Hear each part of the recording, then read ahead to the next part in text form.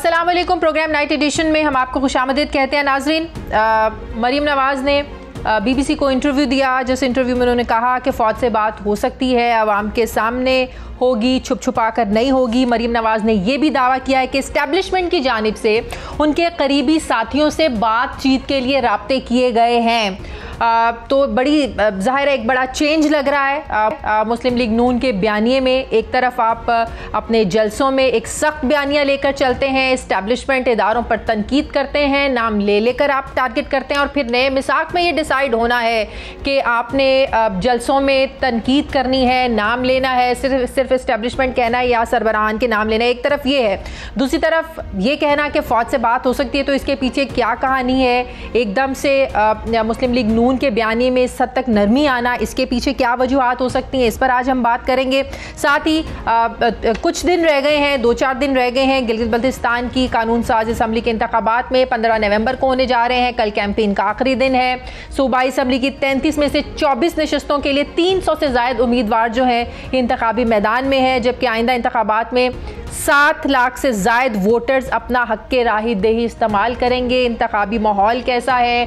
जो अपोजिशन इल्ज़ाम लगा रही है हुकूमत पर कि वहाँ वफाकी वज़रा जा रहे हैं, ऐलानात कर रहे हैं, अली अमीन गंडापुर जा रहे हैं, मुराद सईद जा रहे हैं, वज़ीर आज़म की तरफ से ऐलानात किए जा रहे हैं। तो ये प्री पोल रिगिंग जो है ना, इसको कहा जा रहा है। दूसरी तरफ गिलगित बल्तिस्तान को आर्जी सूबा बनाने का जो क्रेडिट है, दायरा ये हर कोई लेना चाहता है, नून लीग भी लेना चाहती है, पीपल्स पार्टी भी लेना चाहती है, और हुकूमत भी ये लेना चाहती है। आपको याद होगा कल इसी हवाले से कौमी असम्बली स्पीकर कौमी असम्बली ने असद कैसर ने एक पार्लिमानी रहनुमा पर मुश्तमिल एक इजलास भी बुलाया था, जिसमें ये डिस्कशन भी होना थी, लेकिन अपोजिशन रहनुमाओं ने ये कहकर इनकार कर दिया था कि हम स्पीकर कौमी असम्बली पर हमें एतमाद नहीं है, क्योंकि वो न्यूट्रल नहीं है, इसलिए उनके साथ कोई बातचीत नहीं हो सकती। अब जो देखना ये है कि आने वाले जो इंतखाबात हैं जो 15 को होने जा रहे हैं, इनकी शफाफियत पर किस तरह सवालात उठाए जाते हैं। क्या अगर नून लीग पीपल्स पार्टी हार जाती हैं, क्या इस बार फिर वो जो है ना वो धांधली का शोर मचाएंगी, जैसे 2018 के बाद से लेकर अब तक अपोजिशन जो है ये एक ही राग अलाप रहे हैं कि तहरीक इंसाफ की जो हुकूमत है ये धांधली ज़दा हुकूमत है, इन्होंने वोट चुराए हैं, हम इनकी हुकूमत को नहीं मानते। हमें याद है कुछ दिन पहले मरीम नवाज़ ने कहा था कि अगर मुस्लिम लीग नून इलेक्शंस में हार गई तो हम इसका नतीजा नहीं मानेंगे। इस सारी सूरत हाल के मुल्क की सियासत पर क्या असरात जो है ना वो मुरतब होंगे, इस पर बात करने के लिए मुझे इस्लामाबाद स्टूडियोज़ में ज्वाइन किया है वज़ीर आज़म के मुआविन खुसूसी बराए सियासी रवाबित डॉक्टर शहबाज गिल साहब ने। अस्सलाम वालेकुम, बहुत बहुत शुक्रिया डॉक्टर साहब आपका। डॉक्टर साहब, आप लोगों पर बहरहाल ये तनकीद तो होती है कि आप लोग अपोजिशन के साथ बैठना नहीं चाहते, बात नहीं करना चाहते, वज़ीर आज़म साहब उनको इंगेज नहीं करना चाहते, लेकिन आज मरीम नवाज़ ने जो BBC को एक इंटरव्यू दिया है वो तो कह रही हैं हमारी फ़ौज से बात हो सकती है, हम बात कर सकते हैं आवाम के सामने, छुप छुपा कर नहीं। आप लोग कहते हैं कि आपसे वो इसलिए बात नहीं करते क्योंकि NRO मांगना चाहते हैं, आप लोग देना नहीं चाहते। अब वो फ़ौज से बात करना चाहते हैं, क्या वहाँ भी NRO मांगना चाह रहे हैं वो लोग? बिस्मिल्लाहिर्रहमानिर्रहीम, आपका बहुत शुक्रिया शो के लिए। देखिए, इस स्टेटमेंट को, इस सारे सवाल को 2 हिस्सों में तकसीम कर लेते हैं। पहला हिस्सा इसमें यह है कि आपने ये फरमाया कि हम लोगों के ऊपर एक क्रिटिसिज्म है कि हम अपोजिशन के साथ नहीं बैठना चाहते, तो हम इस क्रिटिसिज्म को वेलकम करते हैं और इंडोर्स करते हैं कि ये दुरुस्त क्रिटिसिज्म है। हम वाकई ही इनके साथ नहीं बैठना चाहते, क्योंकि हमारे ख्याल में अपोजिशन नहीं है। अपोजिशन वो होती है जो पॉलिटिक्स करती है, जो अपने पॉलिटिकल ऑब्जेक्टिव्स के लिए किसी हुकूमत के ख़िलाफ़ किसी किस्म की मुहिम चलाती है या प्रेशर बिल्ड करती है। यहाँ पर तो एक फैमिली लिमिटेड है, उनके अपनी फैमिली में लंदन में या जहाँ भी उन्होंने असासे बनाए हुए हैं वो अब पकड़े गए। जैसे शहबाज शरीफ साहब के एक इंसिडेंट में 25 अरब रुपए की मनी लॉन्ड्रिंग पकड़ी गई है। और अब बहुत सारे जो पाकिस्तानी घर में ये देख रहे हैं शो, वो ये समझते होंगे कि तो पिछले 40 साल से सुनते आए हैं कि फ़लाँ पकड़ा गया और फ़लाँ, और ये फिर छूट जाते हैं। तो इस दफ़ा क्या मुख्तलिफ है? मुख्तलिफ ये है कि हमेशा जो माजी में इससे पहले जितने भी केसेस होते थे,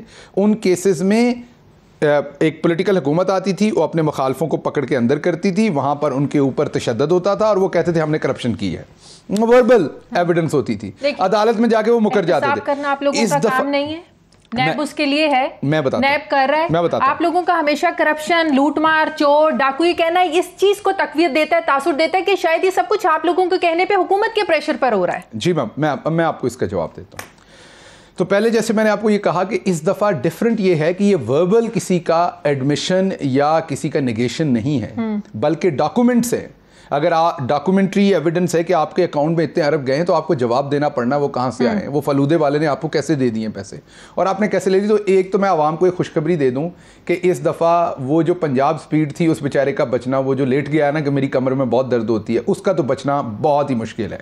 और इसीलिए वो अभी तक एनआरओ चाहता है, वो किसी किस्म का हमला किसी पे नहीं करता, क्योंकि उसको पता है कि फड़े भी गए हैं तो मर भी गए हैं वो, और उसका बेटा तो जवाब नहीं देगा। अब जो मोहतरमा मुजरमा मरियम सफदर साहबा हैं, वो क्योंकि लूटमार उन्होंने बाहर रखी हुई है सारी, वो उस तरह से उन्हें उम्मीद है कि जितना पहले पकड़े गए अब शायद हम ना पकड़े जाएं।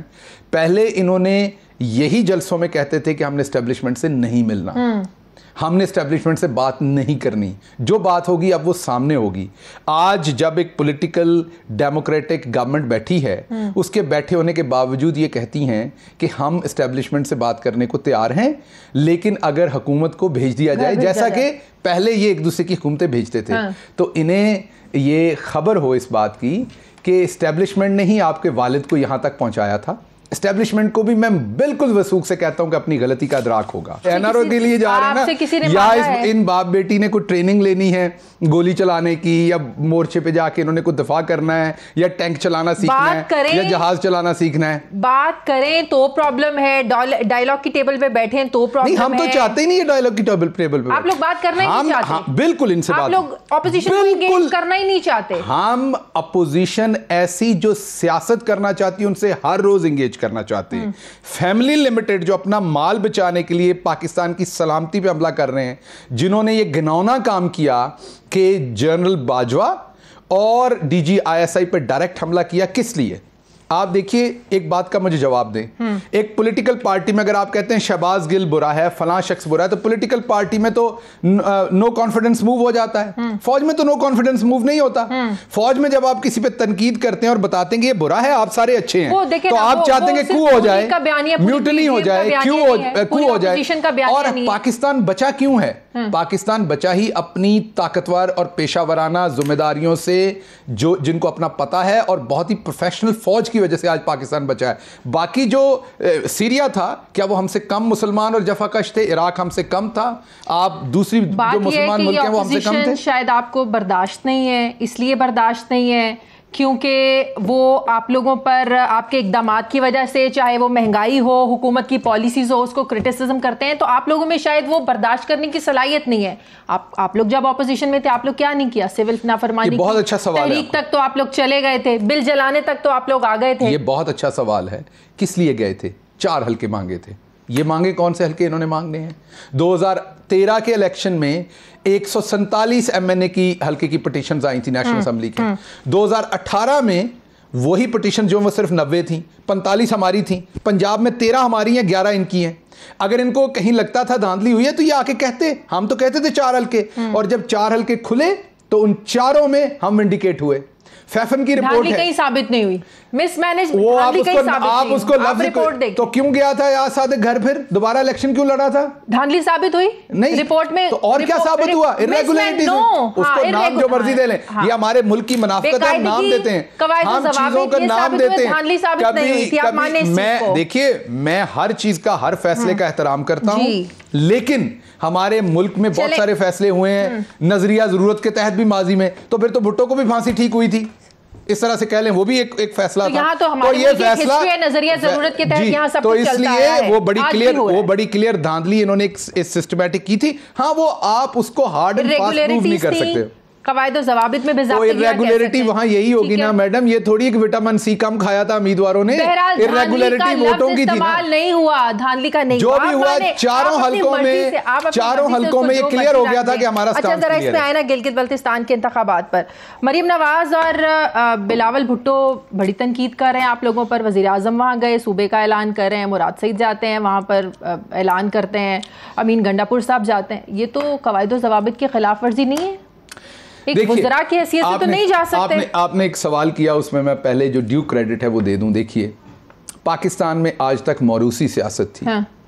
मैं पहले तो सलाम पेश करता हूं इमरान खान को, जिसने मिडिल क्लास लोगों को सामने लाया, और उसकी एक वाज़े मिसाल इस दफ़ा आपने अली अमीन गंडापुर को देखा कि लीडरशिप जो है वो इमर्ज करती है कि उन्होंने तन तनहा वहाँ पर एक बेहतरीन कैंपेन लॉन्च की, और दोनों तरफ, दूसरी तरफ इन दोनों की पार्टीज के हेड्स हैं, एक तरफ मरियम और एक तरफ बिलावल। आप जलसों का कंपैरिजन को, ऑफ कोर्स उसमें इमरान खान का वोट बैंक है, इसमें तो कोई दो राय नहीं है, लेकिन अली अमीन ने ग्राउंड के ऊपर जो इमरान खान का मैसेज था इफेक्टिव तरीके से लोगों को एंगेज किया। फिर मुराद सईद गए, उन्होंने बहुत अच्छा काम किया। ये तो होगी आपके सवाल का जवाब। अगला कि क्यों गए, देखिए जो ज़ाब्ता इखलाक है उसमें बड़ा वाज़े लिखा हुआ है पब्लिक ऑफिस होल्डर।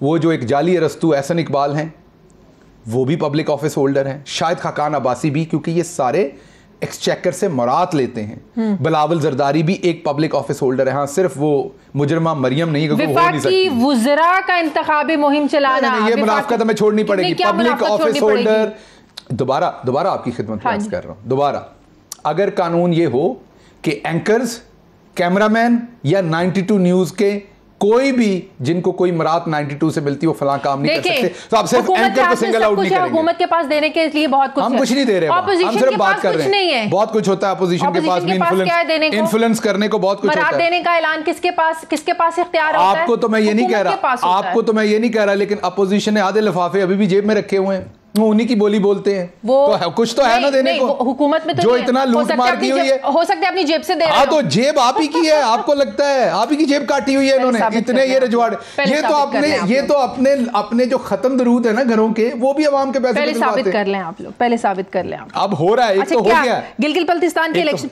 24 में से कितनी नशिस्तें आप लोग देखिए, एक तो आप ये देखिए शाजिया के बड़ा क्लियर, बहुत ही क्लियर, मेरे अभी दोस्त हैं लाहौर में जियो के बीट रिपोर्टर होते थे चीफ मिनिस्टर के, उनसे मेरी आज बात हुई, ज़ीशान बख्श साहब, उनसे मैंने पूछा, उनका मैंने एनालिसिस पूछा, दूसरे दोस्तों का पूछा, तो ये इस नतीजे पे मैं पहुंचा हूं। जितने भी एनालिसिस इस टाइम जितने भी चल रहे हैं सर्वे, उन सब में इमरान खान का वोट बैंक वाज़े तौर पर इन सब से ऊपर है और इनके पास बहुत मार्जिनल वोट है। तो इमरान खान बड़ी कामयाबी लेने वाले हैं वहां पर। और अब ये दोबारा रोना शुरू करने लगे। मैं आवाम को क्लियर बता दूं, अब ये धांधली का रोना शुरू करेंगे 3 दिन के बाद। इनको बता दें कि जो इनके अपने सर्वे, जैसे गैलप सर्वे तो नून लीग का अपना सर्वे है, वो दिखा रहा है कि हम आगे हैं। हुकूमत वहां उसी की बनती है जो विफाक में बैठा होता है। गिलगित के लोग बहुत सबसे ज्यादा पढ़े लिखे, सबसे ज्यादा, भले मैं पंजाब से हूं, भले मेरे पंजाब के लोग गुस्सा करें या कोई और करे, मेरी जाती ये एवेल्युएशन है। मेरे बहुत सारे स्टूडेंट भी रहे माजी में गिलगित से।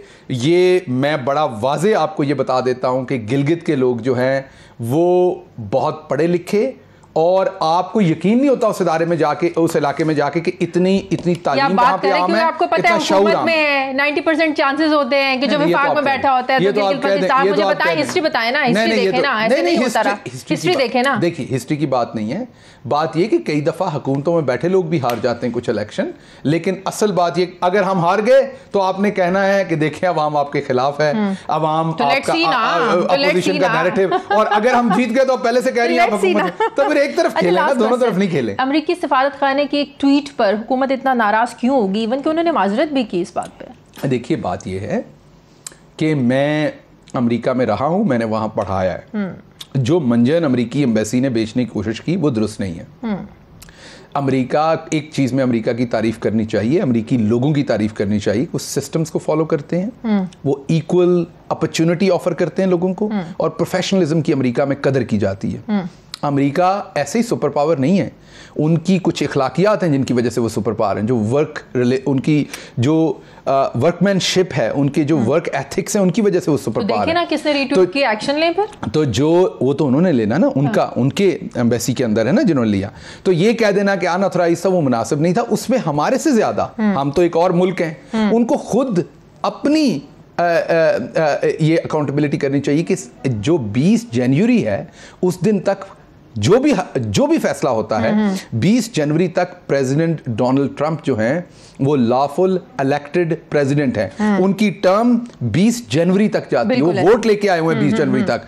उनके खिलाफ इतनी डेरोगेटरी एक खबर है जो शेयर की जा रही है, और उसका हवाला कनेक्ट किया जा रहा है प्राइम मिनिस्टर के साथ, तो उनको एम्बेसी को तो खुद ये सोचना है। माजरत कर ली ना, उसके बावजूद माजरत कर ली, लेकिन इसको माजरत इसलिए कि वो, मैं आपको बता रहा हूँ ना, डॉक्टर शीरी मजारी भी अमेरिका से पढ़ी हैं, मैंने वहां पढ़ा भी हूं और पढ़ाया भी है। मैं आपको बता रहा हूं कि दिस इज नॉट लैप्स जो अमेरिकी सिस्टम में हो सकता है, वो उनके किसी एम्प्लॉय ने जानबूझ के किया है, उन्हें उस पर रिस्पांसिबिलिटी फिक्स करनी चाहिए। ऑफ कोर्स इसमें एम्बेसडर या दूसरे लोग या जो इंपॉर्टेंट लेवल तक इन्वॉल्वमेंट नहीं है। ये बड़ी लोअर को पटवारी हायर कर बैठे हैं वो मेरे ख्याल में, और वो पटवारी ने अपना काम कर दिया। पटवारी एक ऐसी बीमारी है, वो कहीं भी, वो एक ऐसी बीमारी है जिसने वो काम कर दिया। बहुत बहुत शुक्रिया। वज़ीर-ए-आज़म के मुआविन खुसूसी बराए सियासी रवाबित डॉक्टर शहबाज गिल साहब मेरे साथ थे। मुझे प्रोग्राम में एक ब्रेक लेनी है, वापस आते हैं एक छोटे से वक्फे के बाद।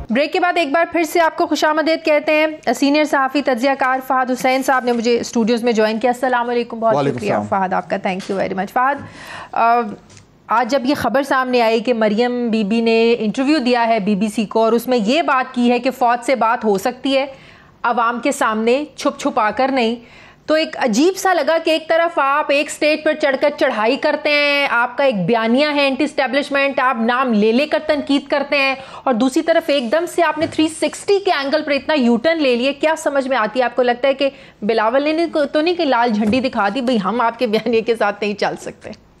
देखिए, मेरा ख्याल है इसमें बहुत सारे फैक्टर्स हो सकते हैं, और चंद एक चीज़ें जो मुझे समझ आती हैं। पहली बात तो ये कि ये जाहिर बात है बड़ी सोच समझ के ये बयान दिया गया है, और इसमें एक डायरेक्ट हिंट है। हिंट वो ये है कि मामलात जहाँ पे जा रहे हैं उनको सस्टेन करना बड़ा मुश्किल है तमाम साइड्स के लिए, यानी सिर्फ एक साइड के लिए नहीं। बिल्कुल। और इसमें मुज़ाकरात जो हैं वो हमेशा जब भी कोई कॉन्फ्लिक्ट होता है तो एंड तो मुज़ाकरात ही होते हैं, अनलेस ये कि फिजिकली जंग हो रही हो। बिल्कुल, बिल्कुल। अब वो मुज़ाकरात आज हों या कल हों या परसों हों, मेरे ख्याल में अपोजिशन ने ये फैसला किया है कि अगर वाकई में जो मरियम साहिबा ने कहा, जो कि जाहिर बात है हम उनके बयान को फेस वैल्यू पे लेंगे कि उनके साथियों से एस्टैब्लिशमेंट के राब्ते हुए हैं, उनका ये बयान है, अगर ऐसा ही है तो आज जो उनका बयान है वो एक तरह का उन राब्तों का जवाब है। यानी उन्होंने तसलसल है और उन्होंने उन राब्तों पे एक मुस्बत जवाब दिया है। ये मैसेजिंग की है पब्लिकली कि जी अगर आप हमसे राब्ते कर रहे हैं तो हम भी आपसे राब्ता करने के लिए तैयार हैं। बीच में उन्होंने एक पुशिक डाल दी है कि जी हुकूमत जो है, तो फिर आपको उस इंक्वायरी रिपोर्ट को मानना पड़ेगा। फिर नवाज शरीफ साहब को फौज की जो की गई इंक्वायरी रिपोर्ट है कराची वाक़े पर, फिर उसको भी मानना पड़ेगा। ये तो नहीं मीठा मीठा हाप हाप कड़वा कड़वा थू थू नहीं कर सकते। नहीं, मेरे ख्याल में ऐसा होगा कि देखिए ये है सारी तफसीलात। हाँ, ये जो है ये सिर्फ पहला कदम है। ये है कि जनाब मुज़ाकरात की जो टेबल है उस पे उस कमरे का दरवाजा जो है उसकी अभी कुंडी खुली है। हाँ। अब कुंडी खोल के अभी दरवाजा खुलना है, फिर अंदर आना है, फिर कुर्सी पे बैठना है, फिर चाय आनी है, वो सारी बात की बातें हैं। हाँ। अभी तो सिर्फ ये फैसला करना है कि वो कुंडी खोल के अंदर भी आना है कि नहीं आना। ये मैसेजिंग अभी हो रही है। But it's a positive gesture. देखिए, इससे और कुछ ना हो शाजिया, इससे कम से कम ये हुआ है कि जो एक हमारा सियासी दर्जा हरारत जो है वो चढ़ता जा रहा था, अब कम से कम ये लग रहा है कि हमें उस सियासी ट्रैफिक जैम में हल्की सी को जगह मिल रही है कि लोग अपनी गाड़ी को रिवर्स करके निकाल लें। लेकिन इसकी क्या वजह, इंडिकेशन क्या है? पीपल्स पार्टी आपके साथ चलने को तैयार नहीं है, आपके अपने लोग छोड़कर जा रहे हैं, ऑफ द रिकॉर्ड आपके लोग मीटिंग में बैठ के बात करें कि नवाज शरीफ का बयानिया जो इतना सख्त है, इवन कि आपका भाई आपके बयानिए के साथ नहीं खड़ा होता। Is it true? देखिए, इसमें मैं दो चीज़ें कहूँगा। पहली चीज़ तो ये कि हम यहाँ से अगर हम मरियम साहिबा का ये जो बयान है इसके दो हिस्से हैं। हाँ। पहला हिस्सा ये है कि इस्टेब्लिशमेंट ने उनसे राब्ता किया। हाँ। यानी पहल इस्टेब्लिशमेंट ने की इस बयान के मुताबिक, और उसके रद्द अमल में उन्होंने कल ये बयान दिया कि हाँ हम भी बात करने को तैयार हैं, लेकिन हुकूमत घर जाए। ठीक। अब जाहिर बात है वो तो उनका पोजीशन है। हाँ। अब ये वो होता है कि जी आपने कहा कि मेरी ये पोजीशन है, आपकी ये पोजीशन है, अब शुरू करते हैं और आहिस्ता आहिस्ता आहिस्ता करीब आते हैं। हाँ। ये पहला राउंड है। इस राउंड के बाद अगर मुस्बत दूसरी तरफ से भी कोई मुस्बत हमें हिंट आती है और वो आ जाएगी। आजकल में आप देखेंगी कहीं ना कहीं से हमें, देखिए ना एस्टैब्लिशमेंट को प्रेस कॉन्फ्रेंस तो नहीं करते ना, वो को बयान भी नहीं देते, तो कहीं ना कहीं से हमें ये हिंट आएगी कि हाँ जी ये जो इंटरव्यू था इसको मुस्बत तौर पर लिया गया है। अब वो हुकूमत का रहने का जाने का वो तो बात की बात है, वो सियासी बयान है, लेकिन असल चीज ये है कि वो जो दर्जा हरारत जो ऊपर जा रहा था थोड़ा नीचे आएगा। अगर नीचे नहीं भी आया ना कम से कम रुका है। नए मिसाक का क्या बनेगा, डिसाइड होना था, नाम लेना है नहीं लेना है, एस्टेब्लिशमेंट कहना है, फिर उसका क्या बनेगा? उसमें दो चीजें देखें। पहली चीज तो गिलगित बल्तिस्तान के इलेक्शन चंद दिन दूर रह गए, ठीक है, कैंपेन खत्म होने जा रही है, तो वो जो उस कैंपेन में रोजाना की बुनियाद पर तकरीरें हो रही थी और मजीद बढ़ाओ हमें नजर आ रहा है, अच्छा वो थोड़ा सा ठंडा पड़ेगा क्योंकि कैंपेन खत्म हो रही है। फिर जब रिजल्ट आएगा जीबी का तो उससे हमें अंदाजा होगा कि मामला किधर जा रहे हैं। अगर पीपल्स पार्टी जीत गई अगर, तो उसका एक अलग रेमिफिकेशन होगी, देखते हैं क्या होता है, वी डोंट नो। अच्छा, उसके बाद जो अगला जलसा है पीडीएम का वो 22 तारीख को है पेशावर में। हमारे पास बीच में कुछ 7-8 दिन की विंडो आ रही है। ये वो कहते हैं कि जंग बंदी के दरमियान एक आपको गैप मिल रहा है सोचने के लिए, स्ट्रैटेजी के लिए। ये टाइमिंग इस बयान की मरियम साहिबा की अब देखें कि मामलात स्पीचेस खत्म हो रही हैं, दूसरा जलसा भी टाइम में उस वक्त पे ये बयान आया है, चाहे अगर आगे से कुछ होना है तो 3, 4, 5, 6 दिन जो है। आपको याद होगा कुछ दिन पहले मरियम बीबी ने कहा था कि हम अगर हार गए हम नताइज को तस्लीम नहीं करेंगे। अगर पीपल्स पार्टी जीत जाती है फिर भी वो धांधली होगी? नहीं, मेरे ख्याल में देखिए अगेन नून लीग ये तो कह रहे हैं कि जीबी में मुतमईन नहीं है वो, लेकिन ये डिपेंड करता है कि अब रिजल्ट क्या आता है। आप मुतमईन क्यों नहीं? अब तो फौज नहीं करवा रही ना, अब तो फौज के बगैर हो रहे हैं इलेक्शन। नून लीग ने ये नहीं कहा कि धांधली हो रही है अभी तक, लेकिन नून लीग ने ये जरूर कहा है कि जी प्री पोल गड़बड़े हुई हैं। नून लीग की शिकायत ये है कि जी हमारे जो 5, 6, 7 जो तगड़े इलेक्टेबल थे, जो साबका मिनिस्टर थे, वो तोड़ के आप ले गए। तो वो कह तो रहे हैं, लेकिन वो ये भी देख रहे हैं कि अब रिजल्ट क्या आता है। तो मेरे ख्याल में 2, 3, 4 दिन में अनएक्सपेक्टेड रिजल्ट देख रहे हैं, क्योंकि एक ट्रेंड तो यही है कि जो विफाक में बैठा होता है वो ही बनाता है वहां पे। कोई अनएक्सपेक्टेड चेंज देख रहे हैं आप बिल्कुल 100% दुरुस्त बात करी चाहिए। ऐसे ही होता है हमेशा से। इस बारी भी जो सुनने में आ रहा है, जो वहां के लोग जो वहां पे मौजूद हैं और जो तज्जियाकार भी हैं, वही कह रहे हैं कि बुनियादी तौर पर पीटीआई और पीपल्स पार्टी का मुकाबला है, नून लीग उस दौड़ में नहीं है। अब देखना यह है कि वो टूटता है कि नहीं टूटता। अज्यूम यही करेंगे कि क्योंकि फेडरल गवर्नमेंट पीटीआई की है तो उनको एक एडवांटेज हासिल है, तो अगर वो जीत जाते हैं तो हैरत नहीं होगी। लेकिन अगर पीपल्स पार्टी बहुत तगड़ी परफॉर्मेंस देती है और करीब करीब आ जाती है और नून लीग और दीगर कुछ इंडिपेंडेंट्स के साथ मिलकर हुकूमत बनाने की पोजीशन में आती है, तो फिर मामला बड़े इंटरेस्टिंग होता है। तो आपको लगता है कि पीपल्स पार्टी और नून लीग मिलकर अगर बना लेंगे तो एक बड़ा सेटबैक होगा? तो इसका क्या मतलब समझा जाए? पीटीआई की फेलियर से फिर तो पीटीआई ने इसका मतलब ये समझा जाएगा, चाहे वो है या नहीं है, तासुर ये होगा कि ये एक तरीके से पीडीएम और अपोजिशन को एक स्पेस दी गई है। स्पेस दी गई है या ली है? ये तासुर होगा। हकीकत क्या है, लेकिन तासुर ये बनेगा। लेकिन ये तासुर भी तो जाएगा कि पीटीआई नाकाम होगी। आप देखें पीछे महंगाई है, उनकी पॉलिसीज हैं, उनके 2.5 साल का रोना पिछली हुकूमतों पर डालना, ये भी तो तासुर जाएगा ना। तो नुकसान तो होगा ना उनको। पीटीआई को बहुत धचका लगेगा और अगर वो जीबी में हारते हैं इस हवाले से तो जो उसके बाद जो सूरत हाल होगी पीटीआई के लिए, क्योंकि ऑलरेडी यहाँ पे जो गवर्नेंस के मामलात हैं, महंगाई के इश्यूज हैं वगैरह, दीगर जो इश्यूज हैं, और जो नाअहलियत के ऊपर नाअहल होने का उन पे जो इल्ज़ाम है, वो मजीद तकवीत पकड़ेगा। तो अगर वो जीबी में नहीं जीतते तो आप दुरुस्त कह रही हैं, उनके लिए मसाइल बहुत मसाइल होंगे। आपको याद है कल स्पीकर कौमी असम्बली ने एक इजलास बुलाया हुआ था, अस्करी क़यादत को भी, वज़ीर आज़म को भी, ऑपोजिशन को भी, पार्लियामेंट रहनुमाओं से बातचीत करने के लिए गिलगित बल्तिस्तान सूबे के हवाले से भी डिस्कशन होनी थी, लेकिन ऑपोजिशन ने यह कहकर इनकार कर दिया जी, और स्पीकर कौमी असम्बली का रवैया नाकाबिले बर्दाश्त है।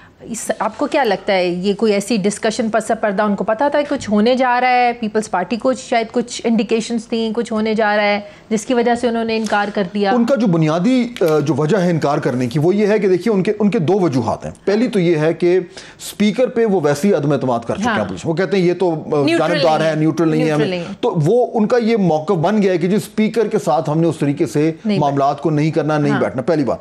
दूसरा ये कि उन्होंने कहा कि जनाब अगर तो वाकई में नेशनल सिक्योरिटी के हवाले से ब्रीफिंग है तो वो इस वक्त क्यों की जा रही है जब जीबी में उरूज पे मामला चल रहे हैं, और उसको कहीं हुकूमत जो है वो सियासी रंग देकर ये ना कह के देखें जी वहां तो हमारे पे तनकीद कर रहे हैं लेकिन यहाँ आके हमारे साथ बैठ गए। तो इसलिए मेरा ख्याल ऑपोजिशन का जो एक मौक़िफ़ था ये था कि जो कुछ भी करना है अब इलेक्शन के बाद करें। Thank you very much. Fahd Hussain मेरे साथ थे। मुझे प्रोग्राम में नाज़रीन एक ब्रेक लेनी है, वापस आते हैं छोटे से वक्फे के बाद।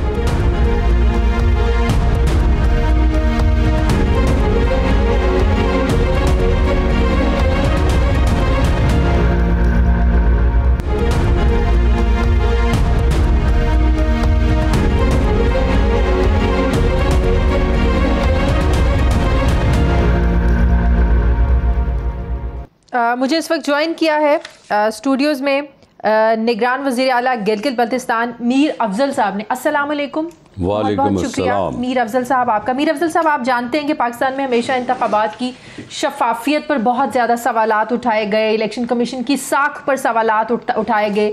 2018 के इलेक्शन में आप देख लें, RTS सिस्टम का बैठ जाना, उसके बाद फिर अपोजिशन का धांधली का शोर मचाना, और आज जिस तरह अपोजिशन जिस नहज पे है वो उसी को बुनियाद बनाती है।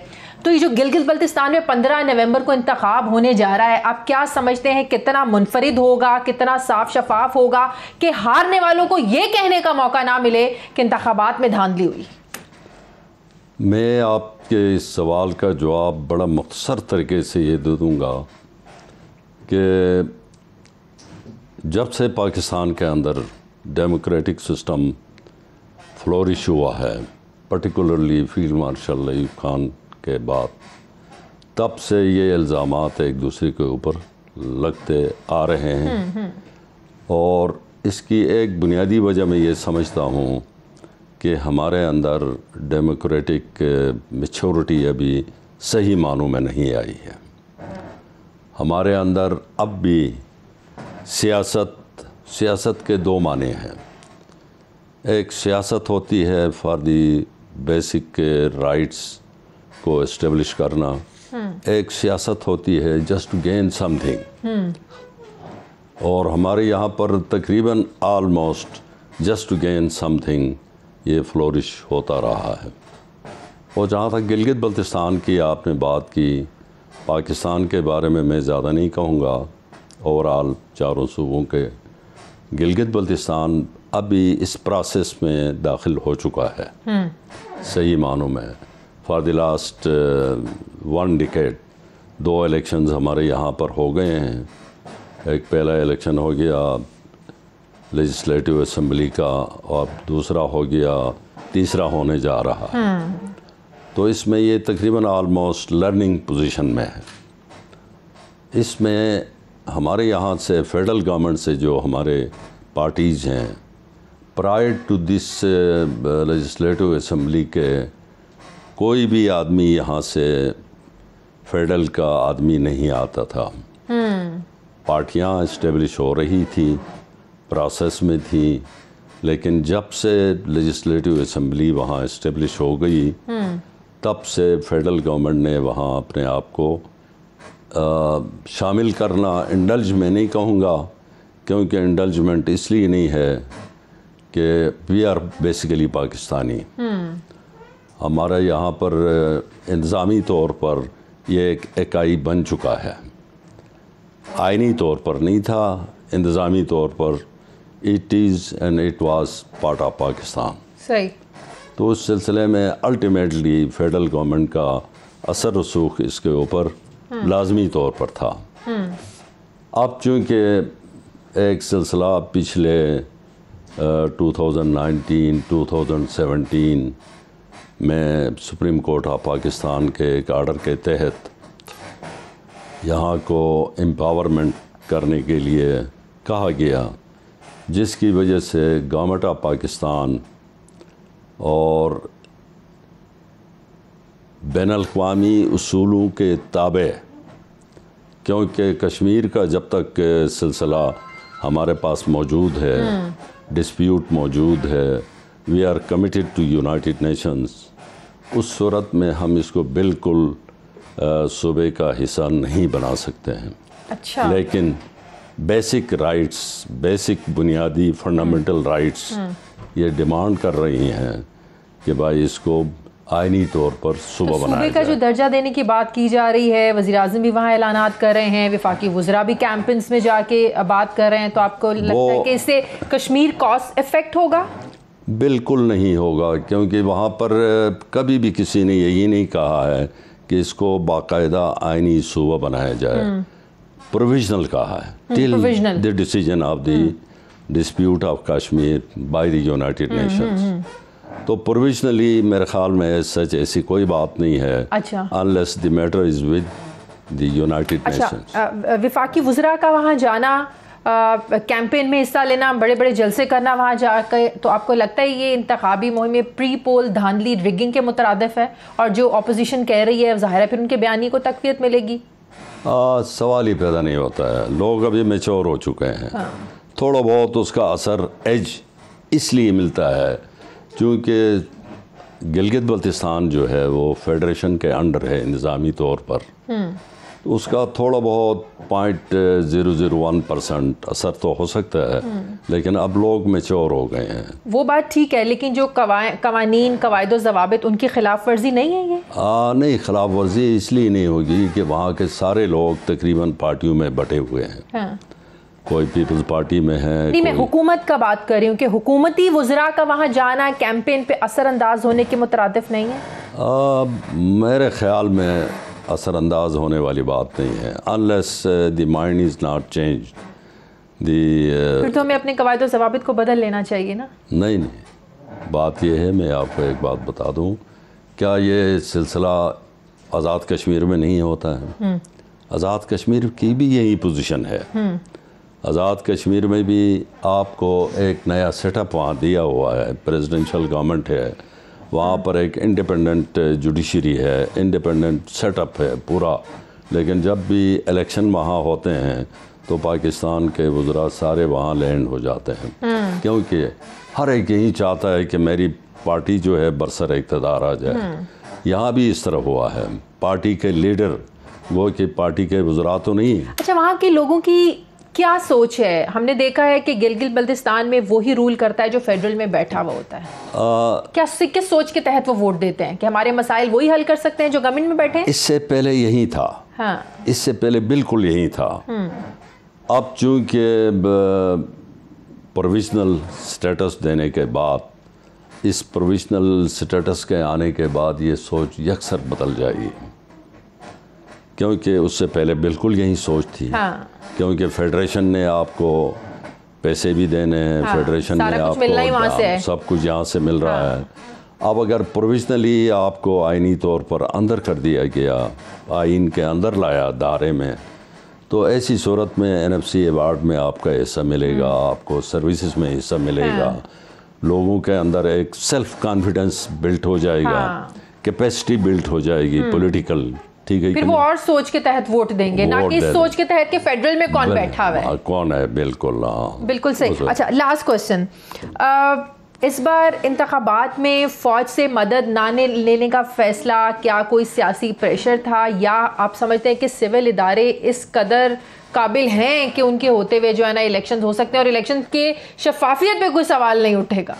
इंशाल्लाह। ये मैं आपको बता दूं, ये बहुत सारे एंकर पर्सन ने मुझसे यहाँ भी सवाल किया था, गिलगित में भी सवाल किया था।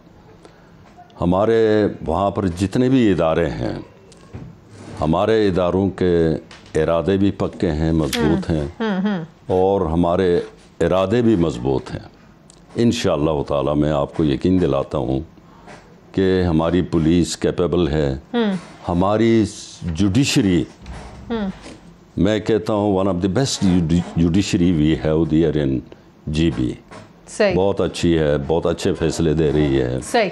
अभी उन्होंने गवर्नमेंट के ख़िलाफ़, गवर्नमेंट के वज़रा के ख़िलाफ़ पिछले दिनों आर्डर कर दिया हमारी चीफ़ कोर्ट के चीफ जज ने कि इनको 48 घंटे के अंदर इनको निकाल दिया जाए। यही मैंने पूछा ना आपसे कि ज़ाहिर है वो असरअंदाज होने की कोशिश कर रहे हैं ऐलानात के ज़रिए। जब इरादे मजबूत हों, इदारे मजबूत हों, तो मेरे ख़्याल में कोई चीज़ ऐसी नहीं है।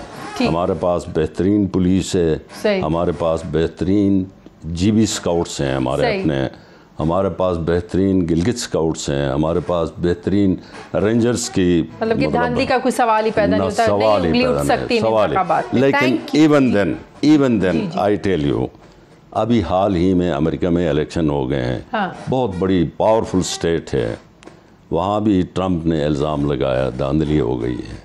वो भी कोई हिस्ट्री बदलने जा रहे हैं पहली दफ़ा इस तरह करके। तो ये लफ्ज़ तो मेरे ख्याल में you will listen everywhere all the time. America में ट्रम्प के मुंह से सुन के बड़ा अजीब लगा है, बड़ा अजीब लगा, बिल्कुल। बहुत शुक्रिया, थैंक यू वेरी मच। निगरान वज़ीर आला गिलगित बल्तिस्तान मीर अफजल साहब मेरे साथ थे। नाज़रीन, हमारे प्रोग्राम में एक वक्त हुआ है छोटी सी ब्रेक का, वापस आते हैं छोटे से वक्फे के बाद।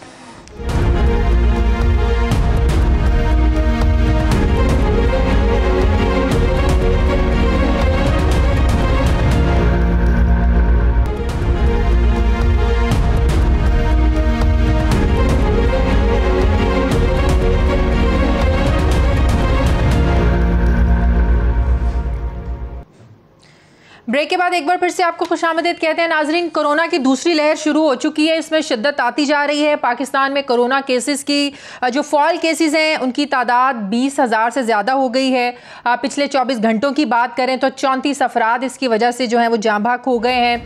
हलाकतों की मजमूई तादाद की बात करें तो वो 7,000 से बढ़ गई हैं। और इस वक्त मुल्क के 15 बड़े शहरों में कोरोना के बढ़ते हुए मुस्बत केसेस की वजह से स्मार्ट लॉकडाउन लगा दिया गया है। और गुज़श्ता रोज़ NCOC ने शादी हॉल्स के साथ साथ सिनेमा हॉल्स, थिएटर्स और मज़ारात को भी फौरी तौर पर बंद करने की और जहां अवामी इज्तिमात होते हैं ऐसी तकरीबात पर पाबंदी की सिफारिश की है। यही वजह है कि हुकूमत ने कोरोना के इन बढ़ते हुए केसेस की वजह से सब लोगों के लिए जो घर से बाहर निकल रहे हैं, किसी काम से, स्कूल, यूनिवर्सिटीज़ कहीं भी जा रहे हैं, मास्क पहनना लाजमी करार दिया है और जो मास्क नहीं पहनेगा उसे जुर्माना किया जाएगा। दूसरी तरफ अमेरिका, जर्मनी और रशिया की तरफ से 90% और 92% तक मौसर साबित बनाने वाली वैक्सीन बनाने का दावा किया जा रहा है। ये कितनी बड़ी खबर है। लोग तो खुशियां मना रहे हैं इस पर कि शुक्र अल्हम्दुलिल्लाह वैक्सीन आ जाएगी और लोगों का जो है ना वो इससे इलाज होगा और लोग सुख का सांस लेंगे और इस जो मूजी जो वायरस है, वबा है, इससे लोगों की जान छूटेगी। मैं बात करूंगी, मुझे ज्वाइन किया है टास्क फोर्स के सरबराह डॉक्टर अताउर रहमान साहब ने। अस्सलाम वालेकुम, बहुत बहुत शुक्रिया डॉक्टर साहब आपका। डॉक्टर साहब, ये तो कहा जा रहा था कि दूसरी लहर पहली लहर से ज़्यादा खतरनाक साबित हो सकती है। केसेस रोज़ाना की बुनियाद पर डॉक्टर साहब बहुत ज़्यादा बढ़ रहे हैं, पाकिस्तान में भी बढ़े हैं, पूरी दुनिया में बढ़े हैं। लेकिन इसके साथ साथ बहुत से ममालिक में ये खुशी मनाई जा रही है कि जो वैक्सीन आई है पिछले 2-3 दिन से अमेरिका ने जर्मन कंपनी के साथ मिलकर जो कहा जा रहा है वैक्सीन तैयार की है और 90% कहा जा रहा है ये बहुत मौसर है।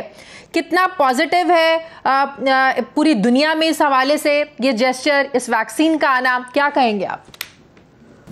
जी शुक्रिया। बिस्मिल्लाहिर्रहमानिर्रहीम। बात यह है कि ये खुशियां मनाने का कोई मौका नहीं है, क्योंकि सबसे पहले तो इसकी कोई FDA से अप्रूवल ही नहीं हुई है इस वैक्सीन की। ये कंपनी ने वैसे ही अनाउंस कर दिया है और ये अनाउंसमेंट की बुनियाद जो थी वो सिर्फ उनकी रिजल्ट्स हैं और इस तरह की रिजल्ट्स बहुत सी चाइनीज कंपनीज की भी आ चुकी हैं फेज 3 क्लिनिकल ट्रायल्स में, तो यूनिक बात नहीं है, नंबर 1। नंबर 2, ये जो वैक्सीन है इसका बहुत बड़ा मसला ये है कि इसको -80 डिग्री सेंटीग्रेड पे स्टोर भी करना होता है और इसको ट्रांसपोर्टेशन भी चाहिए होती है, जो कि बहुत ही मुश्किल है और बहुत महंगी है। अरबों डॉलर खर्च करने पड़ेंगे पाकिस्तान को खाली वो कोल्ड चेन ट्रांसपोर्टेशन सिस्टम्स और स्टोरेज सिस्टम्स बनाने के लिए। अगर हमें ये करोड़ों वैक्सीन इंपोर्ट करनी है वहाँ से, अमेरिका से या जर्मनी से, और इनको फिर स्टोर करना है और फिर क्योंकि 2 डोजेज देनी पड़ती हैं 3 हफ्ते के गैप से, तो इसकी वजह से मज़ीद मुश्किलात पैदा हो जाती हैं। मेरे ख्याल से जो दूसरी वैक्सीन डेवलप हो रही हैं वो जो चाइना डेवलप कर रहा है और दूसरे ममालिक डेवलप कर रहा है, जिसमें 2 वैक्सीन के पाकिस्तान में भी क्लिनिकल ट्रायल हो रहे हैं, वो बहुत ज़्यादा मुनासिब होंगी क्योंकि वो उसमें -80 डिग्री की स्टोरेज और ट्रांसपोर्टेशन की शर्त नहीं है। और मेरे ख्याल से तो ये ट्रंप साहब ने एक हरबा इस्तेमाल किया था इलेक्शन में जीतने के लिए कि जल्द से जल्द अनाउंस करवा दें, चाहे FDA के अप्रूवल के बगैर अनाउंस करना जो है वो बात समझ में नहीं आती, क्योंकि अभी तक उसको रेगुलेटरी अथॉरिटी जो अमेरिका की है उसने अप्रूवल ही नहीं दी इस वैक्सीन को। ये पता ही नहीं कि ये वैक्सीन 2 महीने इफेक्टिव रहती है या 6 महीने रहती है, 10 महीने रहती है। लेकिन डॉक्टर साहब, इसका मतलब तो ये हुआ कि अमेरिका और जर्मनी की जो तैयार करदा वैक्सीन है, तो फिर लग रहा है कि उस वैक्सीन तक रसाई तो फिर अमीर ममालिक की होगी, तरक्की पजीर गरीब ममालिक तो उस वैक्सीन तक नहीं पहुंच सकते हैं जितनी कॉस्ट आप बता रहे हैं।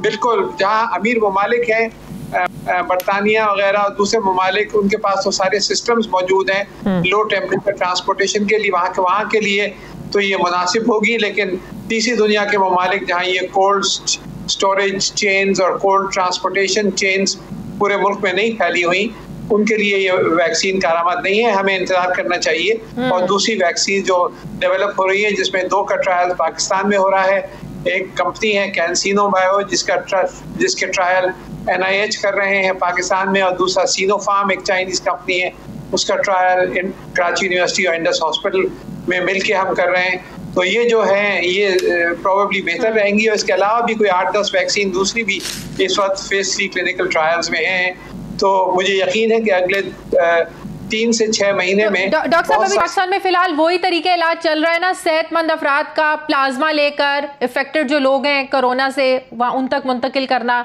ये कितना कामयाब तरीका इलाज चल रहा है पाकिस्तान में? बहुत लिमिटेड तरीके से चल रहा है, बड़े पैमाने पे तो ये भी नहीं चल रहा।